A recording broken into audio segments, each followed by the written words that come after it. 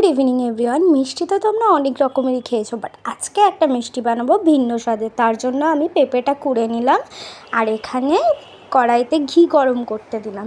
এবার ঘি গরম হয়ে গেলে মুগ ডালটা দিয়ে দিলাম। মুগ ডালটা অলরেডি আগে আমি একবার নেড়ে রেখে দিয়েছিলাম, মানে হালকা শুকনো কড়াইয়ে ভেজে। তো সেটা একটু ভাজা ভাজা হয়ে গিয়ে পরে ওই ভাজা কিছুটা ডাল আবার গুঁড়ো করে মিক্সিতে আমি মিশালাম। আর ওটা মেশানোর পরেই আমি যে ঝিরিঝিরি করে পেঁপেটাকে কুড়ে রেখেছিলাম সেই পেঁপেটাকেও এখানে আমি দিয়ে দিলাম। এবার এটা ভালো করে নেড়ে চেড়ে অল্প একটু নুন দেবো যাতে স্বাদটা ব্যালেন্স হয়। আর এর সাথে আমি এখানে একটু এলাচ দিয়ে দিলাম। এবার এটা আবারও নেড়ে চেড়ে পরিমাণ মতো এখানে আমি একটু জল দিয়ে দিচ্ছি। জলটা কিন্তু বেশি হবে না, এটা এমনিই সেদ্ধ হয়ে যাবে। আর পরিমাণ মতো এখানে আমি দিয়ে দেবো চিনি। তো এখানে তোমরা চিনির বদলে জাগরি পাউডারও ইউজ করতে পারো। তো এইভাবে এই মিষ্টিটা তৈরি হবে। হয়তো অনেকেই ভাবছো যে এটা কী বানাচ্ছে, বাট ভীষণ টেস্টি হয়। আর এর মধ্যে দিয়ে দিলাম কিশমিশ কুচি করে, আমন্ড কুচি করে, আর একটুখানি কাজু কুচি দিলাম। কুচি এই জন্যই দিলাম, যখন এই নাড়ুটা তোমরা খাবে তো ওই খেতে খেতে মুখের টুকরোগুলো যখন পড়বে না, ভীষণ ভালো লাগে খেতে। তো সেই কারণে। আর আমার কাছে কেশর ছিল তাই অল্প একটু কেশরও দিয়ে দিলাম।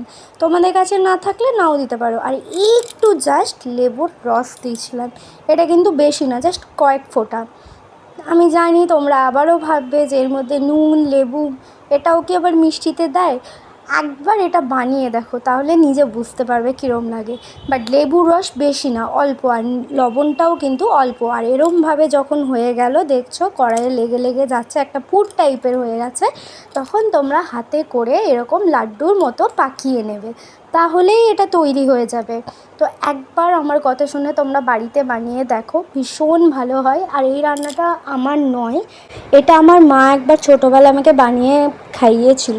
বাট রেসিপিটা কিন্তু আমি মাকে জিজ্ঞাসাও করিনি, আমি আমার মতন করে লাড্ডুটা আজকে বানালাম। তো তোমরা অবশ্যই এটা ট্রাই করো আর আমাকে অবশ্যই জানিও যে এটা কীরকম খেতে হয়েছে। আমি তো এটা অনেক দিন ধরে রেখে রেখে খেয়েছিলাম, আমার খুব ভালো লেগেছে। তো তোমরাও দেখো, তোমাদের যদি ভালো লাগে তাহলে অবশ্যই এটা একবার বানিয়ে আমাকে জানিও কেমন হয়েছে।